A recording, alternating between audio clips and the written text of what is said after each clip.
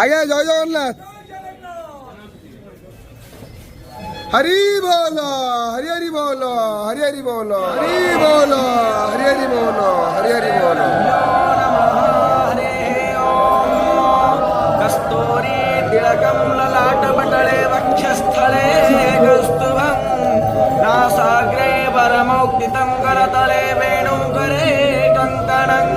अधश्च ऊर्ध्वं प्रसुता तस्य शाखा गुणाः प्रवृद्धा विषयप्रबालाः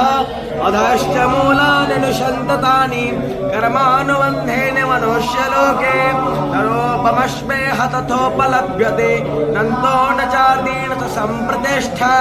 अशुभत्थमेनं शुभिरूढमूलं वसङ्गशस्त्रेण दृढेन चित्वा तथा पदं तत्परिमागिताभ्यं यथा प्रवृत्ति प्रसुता पुराणे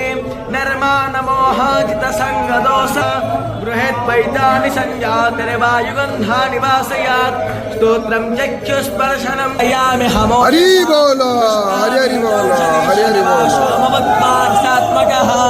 अहं वैश्वानरो भूत्वा प्राणिनं निहत्वा वय ईश्वरः यस्मात् खरमतीतोः मक्षरादविचोत्तमः अतस्मै लोकवेदै च प्रथिता पुरुषोत्तमं यो मामेवमसम्मूढो जानाति पुरुषोत्तम स सर्वाभि भजति शास्त्रमिदमुक्तो मया नघ